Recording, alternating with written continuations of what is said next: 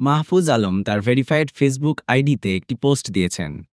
সেখানে তিনি লিখেছেন, ব্যক্তির আদর্শ, সম্মান ও আবেগের চেয়ে দেশ বড়। দেশপ্রেমিক শক্তির ঐক্য অনিবার্য। আগেকার যে কোনো বক্তব্য ও শব্দচয়ন যা বিভাজনমূলক ছিল, সেগুলোর জন্য তিনি আন্তরিকভাবে দুঃখিত। তিনি আরও লিখেছেন, সরকারে আর একদিনও থাকলে অভ্যুত্থানের সব শক্তির প্রতি সম্মান ও সংবেদনশীলতা রেখে কাজ করতে চান।